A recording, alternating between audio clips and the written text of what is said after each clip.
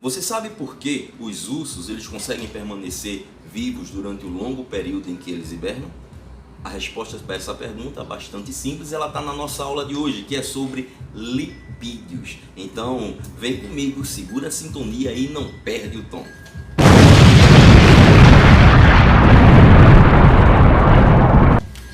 Lipídios são moléculas orgânicas, pessoal, bastante interessantes. Primeiro porque elas são apolares, ou seja, elas não são solúveis em água. Os lipídios, eles por sua vez, vão ser solúveis nos chamados solventes orgânicos, como álcool, éter e clorofórmio, por exemplo. Lipídio apolar vai ser dissolvido por solvente apolar. Então esse cara não se mistura com a água em hipótese alguma, beleza? Outra característica importante do lipídio é que ele também, juntamente com o carboidrato, apresentam na sua composição química carbono, hidrogênio e oxigênio. A grande diferença disso tudo aí é que a quantidade de oxigênio no lipídio é muito menor do que a do carboidrato. Sabendo dessas duas características fundamentais do lipídio, a gente parte para as funções dele. E aí é onde eu respondo a pergunta, porque a principal função do lipídio é o armazenamento de energia, é a reserva de energia. Então esses animais, como o urso polar, por exemplo, ou qualquer outro urso, eles conseguem permanecer vivos durante o período de hibernação deles, porque eles armazenam uma grande quantidade de lipídio no corpo, fazendo com que eles tenham energia durante o período em que hibernam. Para você ter uma ideia, o lipídio ele consegue armazenar 2 vezes mais quantidades de energia do que um carboidrato. E por que então que a célula ela não vai retirar a energia do lipídio? Era até bom porque consumia logo ele, e vai tirar sim a energia do carboidrato. Muito simples. A energia do carboidrato é mais fácil de retirar para a célula, então ela vai ter um lucro energético maior. No caso do lipídio, vai ter muito mais trabalho a coitadinha da célula para poder retirar essa energia. Por isso que ela vai sempre deixar para depois retirar a energia do lipídio. Inicialmente vai ser sempre do carboidrato. Então reserva de energia ou armazenamento de energia, como queiram, é a primeira e a principal função do lipídio. Já que a gente está falando ainda desses animais, o urso, por exemplo, então eu vou citar aqui a baleia, o pinguim, eu vou citar também a foca, o leão marinho. Esses animais que vivem em regiões frias, eles têm uma grande quantidade de lipídio no corpo, de gordura, certo? E isso faz com que a temperatura interna deles se mantenha constante. São chamados animais homeotermos. A temperatura do corpo tem que permanecer constante. Então a presença de lipídio na pele desses animais faz com que eles não percam a temperatura interna para o meio externo. Ou seja, a temperatura do corpo deles não sai para o ambiente. Então eles permanecem sempre quentinhos e aconchegantes, podendo viver tranquilamente sem casaco nessas regiões. Tranquilo?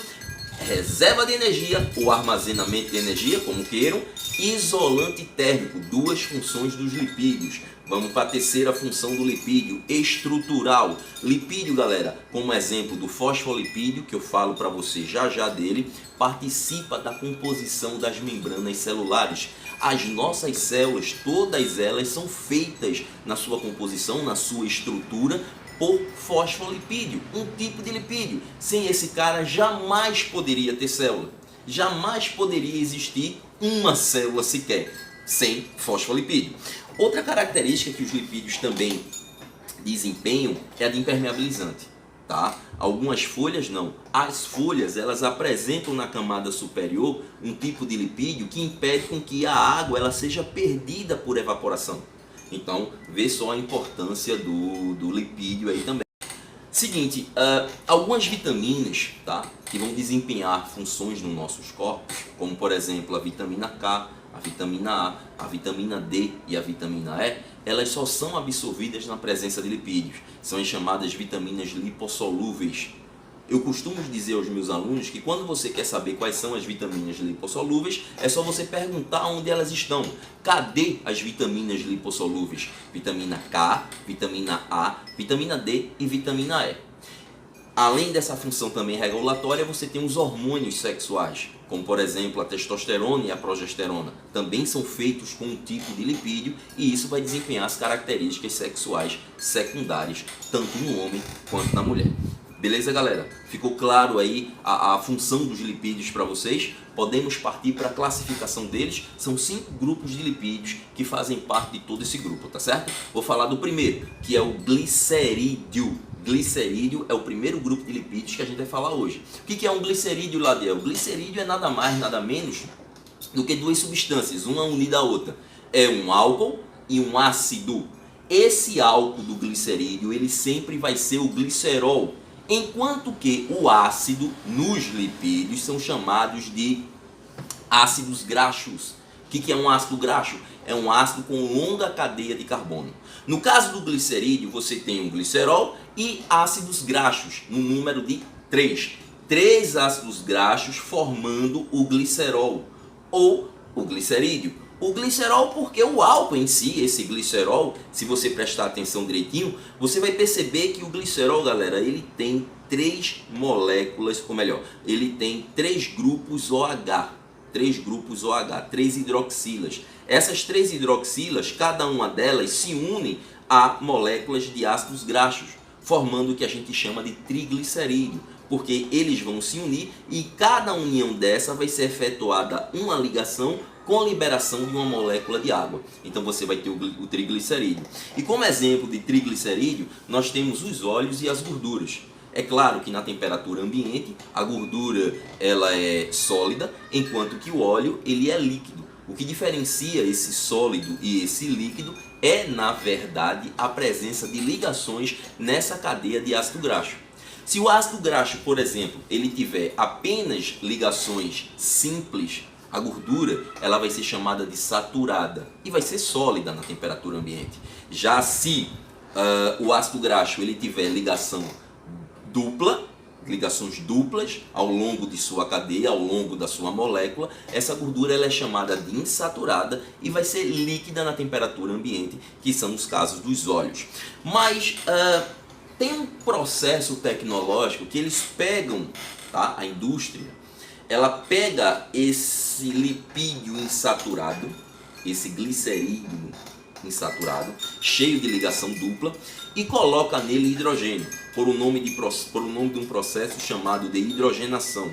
Isso faz com que aquela moléculazinha que tinha ligações duplas receba hidrogênio, esse hidrogênio termina efetuando ligação simples com a molécula de ácido graxo. E isso faz com que o óleo, que estava líquido na temperatura ambiente, ele se torne sólido. O grande exemplo disso é a margarina. Isso com certeza é uma bomba para o nosso organismo. Por isso que tem muitas embalagens e rótulos de produtos que diz sem gordura trans. Então essa gordura trans é esse processo de hidrogenação, que é acrescentar hidrogênio dentro da molécula orgânica, dentro do óleo, dentro de um glicerídeo com ligações insaturadas. Beleza, galera? Próximo grupo de lipídio é o cerídeo, é a cera. A grande diferença do glicerídeo para o cerídeo é o seguinte: o glicerídeo ele tem como sua composição química o álcool, sendo o glicerol, e ácidos graxos, tá certo? No caso do cerídeo é qualquer álcool menos o glicerol. Bastante simples. E aí você tem um cerídeo. E o cerídeo ele desempenha a função única de proteção. A cera que aparece no nosso ouvido, ela tem a função de proteger tudo que está ali dentro. Tá certo? Muito cuidado quando você for fazer a limpeza dessa região. A cera ela deve permanecer para que seu ouvido ele esteja protegido de bactérias, de fungos, entre outras coisas mais. Tá certo? A gente encontra também a cera na folha, como eu tinha falado, lá nas funções dos lipídios. A epiderme superior, a parte de cima da folha, é coberta por uma cera, é coberta por um cerídeo, um tipo de lipídio que vai causar impermeabilização daquela área. Como os raios solares eles se direcionam, na sua grande maioria, na parte superior das folhas, aquela área ali esquenta muito e a água interna na folha ela tende a evaporar. Na presença desse impermeabilizante, na presença desse cerídeo, essa evaporação não acontece. É só você olhar direitinho uma folha e você vai ver que a parte de cima ela é mais brilhosa pela presença do cerídeo do que a parte de baixo, que ela é mais opaca. Tranquilo? Tranquilo? A cera que a gente encontra na colmeia da abelha, bastante importante também. Essa cera evita a proliferação de alguns fungos, de algumas bactérias que podem prejudicar completamente a colmeia e evidentemente a gente não teria esse mel tão saboroso que a gente desfruta no dia a dia. Bom, sabendo dessas duas classificações, tá? O glicerídeo e o cerídeo, vamos partir para a terceira, galera. Seria o tipo de lipídio fosfolipídio. Esse eu tiro realmente o chapéu com tantos outros, mas é graças a esse tipo de lipídio, o fosfolipídio, que nós temos a célula. A membrana plasmática de nossas células, a primeira parte em termos de estrutura fundamental de uma célula, a membrana plasmática, ela é feita de fosfolipídio. O fosfolipídio, ele é feito pelo glicerol, tá aqui ele, e é feito por 2 ácidos graxos. Se lembra que o glicerídeo são 3. No fosfolipídio você tem o glicerol e você tem 2 ácidos graxos. Além disso, você ainda tem uma cabeça polar que é feita por um grupo fosfato. O que é isso? Esse grupo fosfato ele tem afinidade com a água. Essa parte aqui de baixo não, ela é apolar. As membranas plasmáticas de nossas células, elas são feitas por 2 estruturas de fosfolipídio. Uma em direção à outra, invertida. Ou seja, essa parte aqui de baixo, que são as cadeias dos ácidos graxos, elas são apolares. A parte de cima, interior, elas são polares. Galera, isso é muito importante para a manutenção de uma membrana plasmática. Outro grupo de lipídio que eu trago para você, que eu apresento para você, são os esteroides, tá certo? Esses esteroides têm como representante principal o colesterol. E esse colesterol, galera, ele participa da formação dos hormônios sexuais, como por exemplo a progesterona e a testosterona.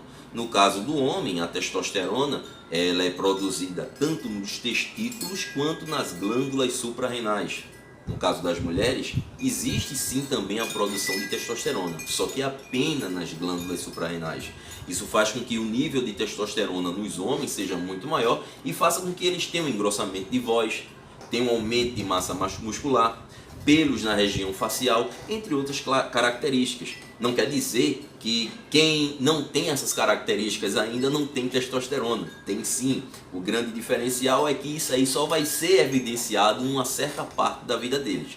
E no caso das mulheres, a progesterona, ela vai desempenhar as características sexuais secundárias femininas, tá certo? Curvas no corpo, tá certo?